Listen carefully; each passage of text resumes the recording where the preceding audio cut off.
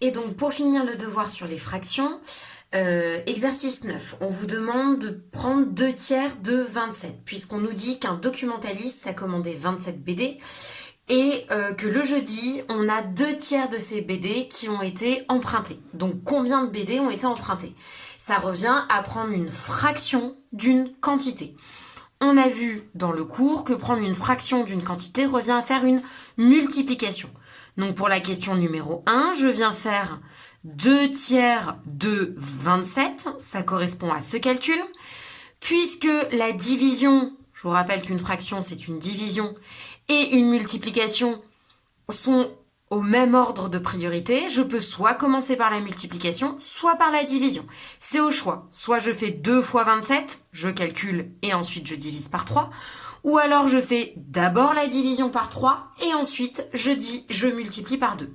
Moi je fais le choix de d'abord diviser par 3. Et je trouve donc dans 27 combien de fois 3? 9 fois. 2 fois 9, 18. 18 BD empruntés. Deuxième question, on nous demande combien y en reste-t-il? Il y en avait 27 au début, moins les 18 qui ont été empruntés. Il en reste donc 9. Toujours exercice numéro 10, prendre la fraction d'une quantité.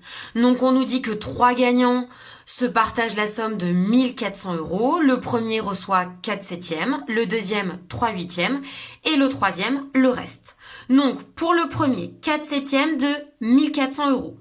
4 septièmes de multiplication, 1400 €. Donc toujours pareil, soit je fais le choix de commencer par la multiplication ou par la division. Je choisis encore de passer par la division en premier.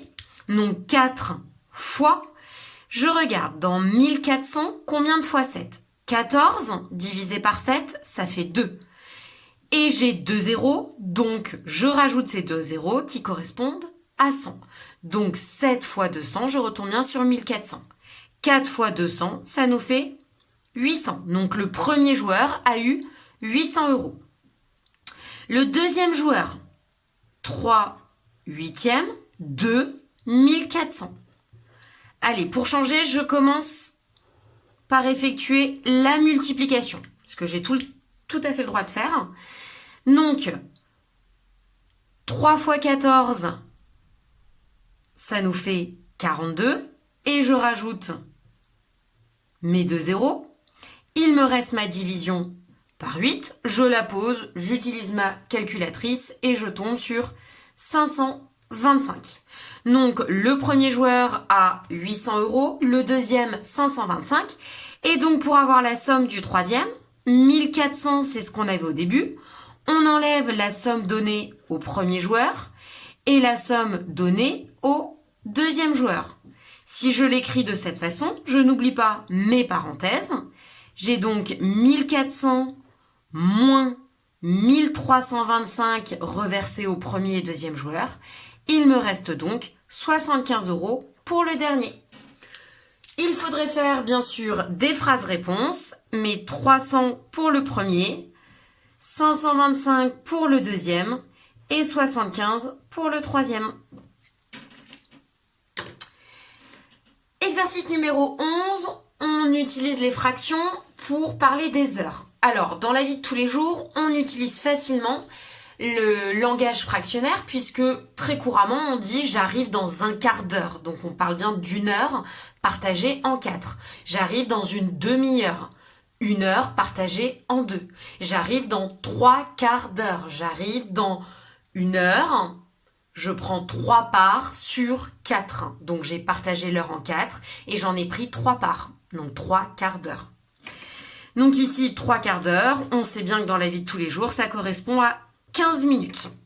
Puisque 60 minutes partagées en 4, ça nous fait 15 minutes. Et j'en prends 3. Ça ne fait donc pas 15 minutes, mais 45 minutes. 15 minutes, c'est 1 quart d'heure. 3 quarts d'heure, c'est donc 3 fois 15 minutes, 45 minutes. Une demi-heure.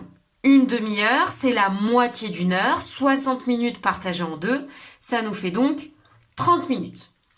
3/10 d'heure, ça on l'utilise pas dans la vie de tous les jours. Mais si je prends 60 minutes partagées en 10, ça nous fait 6 minutes.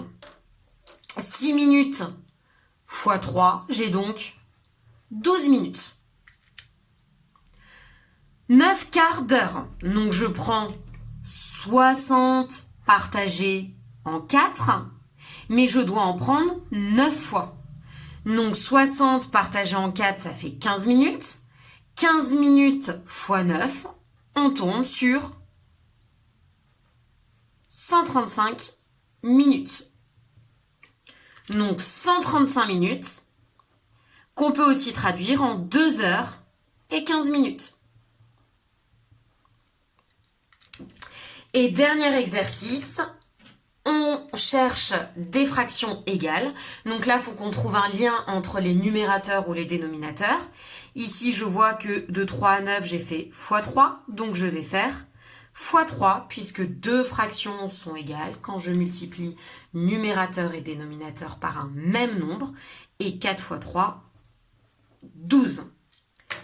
Ici, 3 est multiplié par 5.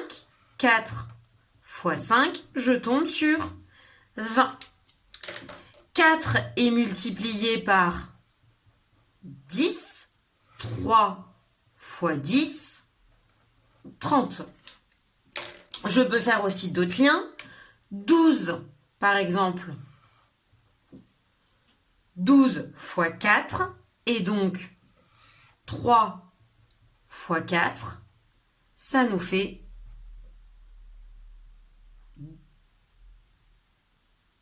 erreur.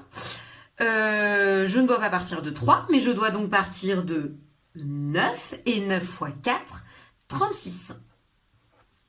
Donc là, on efface.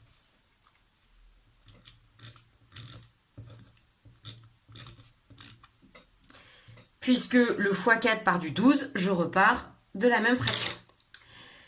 Ensuite, le 28, c'est 4 fois 9, 4 fois 7, 4 fois 7, 28, 3 fois 7, 21. Ensuite, le 45, on peut partir de 15, puisque 15 fois 3, 45. Donc, 20 fois 3, 60. Et pour le 90, on peut partir par exemple du 30, puisque 30 fois 3, 40 fois 3, ça nous fait 120. Et voilà, on a ici 8 fractions qui sont toutes égales au même nombre.